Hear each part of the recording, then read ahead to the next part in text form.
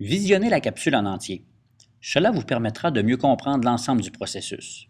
En classe, nous ferons un exemple similaire.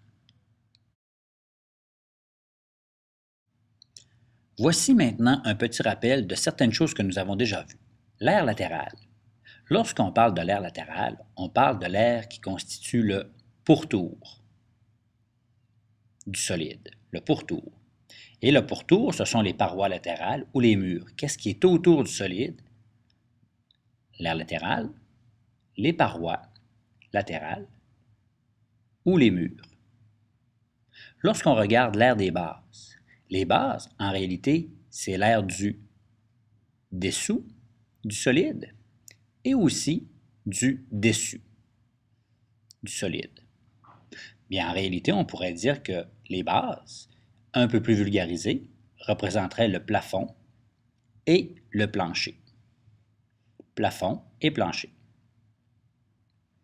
Si on parle de l'air total d'un solide, eh bien, c'est l'air de tout le solide au complet. Bien, tout le solide, ce sont les aires latérales combinés avec les bases.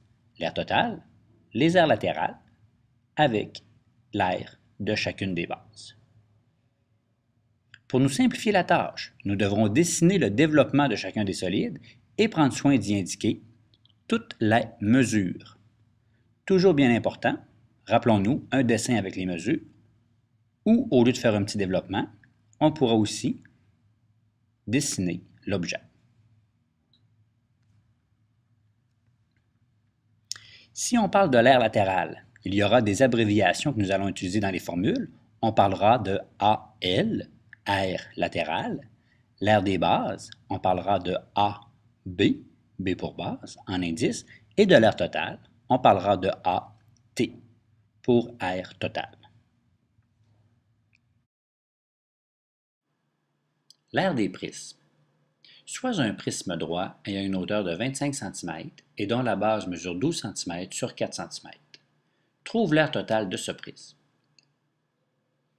On nous parle d'un prisme droit, c'est-à-dire un objet qui monte en colonne et on veut trouver l'air total d'un tel objet. Rappelons-nous ce que nous avons déjà vu ou une méthodologie qui pourrait nous aider à résoudre, à nous faciliter la tâche. DFRR. Un dessin, une formule, ensuite on remplace, on résout et finalement on obtient une réponse. DFRRR nous permettra d'obtenir un résultat. Effectuons le petit dessin qui nous permettra de visualiser l'objet 3D en question. Commençons par la face de devant, c'est-à-dire on parle d'un prisme droit, c'est-à-dire une boîte rectangulaire.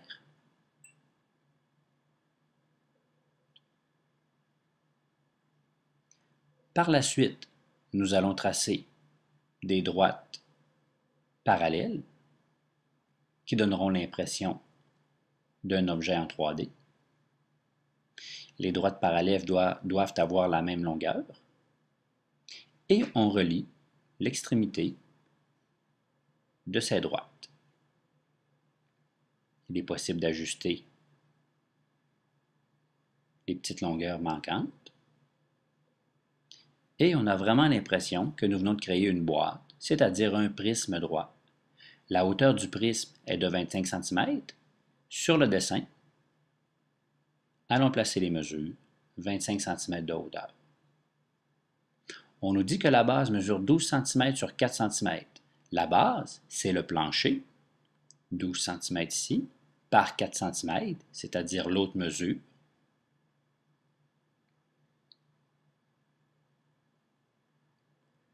Une fois que nous avons fait le dessin, on peut effectuer le développement qui l'accompagne.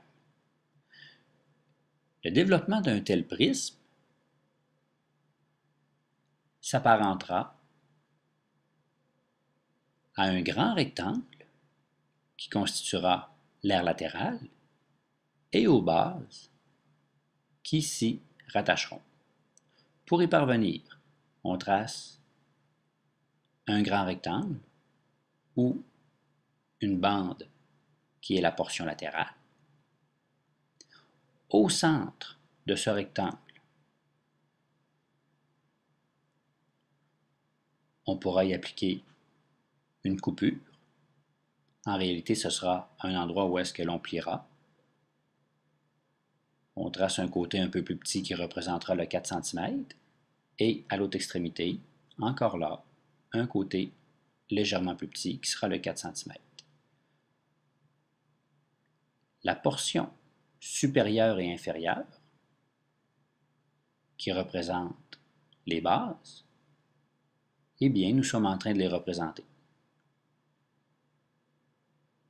Si vous prenez une boîte de céréales et que vous l'ouvrez, vous serez en mesure d'obtenir quelque chose de ce genre.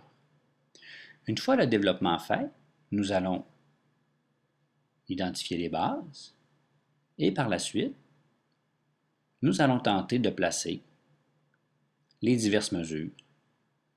La hauteur est de 25. Eh bien, nous avons 25 de hauteur sur la portion latérale. Nous avons des morceaux qui mesurent 12 et 4 au niveau des bases. Eh bien, on peut voir que ces mesures se transposent, 12 et 4.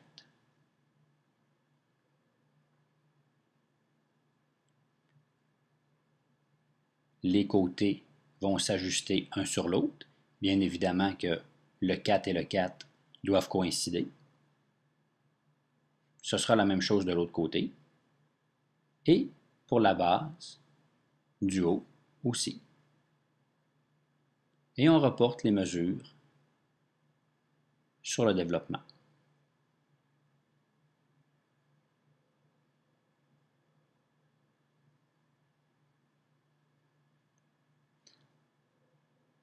Une fois le développement fait, on peut remarquer qu'il y a une longueur totale.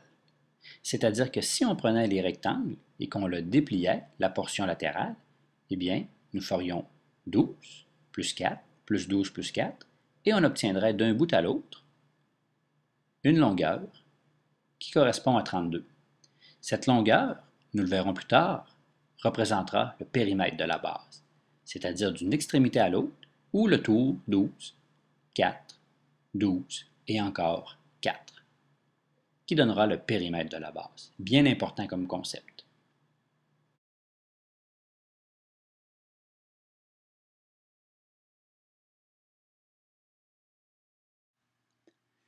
Rappelons-nous la question que l'on demandait, c'est-à-dire qu'on voulait trouver l'aire totale de l'objet. C'est-à-dire que l'aire totale, si on se rappelle ce que nous avons déjà vu, est donnée par 2 fois l'aire des bases plus l'aire latérale.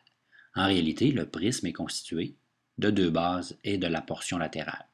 Donc l'aire totale, on peut aussi la retrouver sur votre carton de formule, les prismes avec exactement la même formule. Ayez ce carton bien en tête, ayez-le à portée de main. Donc, 2 bases plus le tour. Le tour qui représente en réalité la portion latérale. Écrivons la formule associée, celle que nous venons de voir. L'aire totale, AT, est égale à 2 fois l'aire des bases, 2 fois AB, plus AL. Cette formule-là sera notre point de départ pour trouver la réponse que nous voulons. Elle est exactement comme celle que nous avons déjà vue. Il suffit simplement de prendre le temps de la retranscrire. Lorsqu'on parle des bases, on parle de la portion inférieure sur laquelle s'assoit le prisme, c'est-à-dire de 12 par 4 cm. Ceci nous donne un rectangle. Si on regarde sur le développement, on observe aussi la base qui mesure 12 par 4. Si on regarde maintenant pour une base, le prisme, ici, est un prisme à base rectangulaire. C'est donc dire qu'il est constitué d'un rectangle à sa base. Et on sait que l'aire de la base, ou l'aire d'un rectangle, est donné par base fois hauteur. Il ne faut pas mélanger la hauteur du rectangle qui constitue la base de la hauteur du prisme. Soyez bien vigilants, plusieurs personnes commettent des erreurs. Analysons maintenant l'aire latérale du prisme. Encore là, il y a une petite formule qui nous permet de trouver que l'aire latérale, AL, est égale à PB, périmètre de la base, fois la hauteur. Mais cette fois-ci, ce sera la hauteur du prisme. Deux formules que l'on retrouve exactement sur votre carton de formule qui nous donnent l'aire latérale et les bases que l'on retrouve dans les figures en 2 dimensions.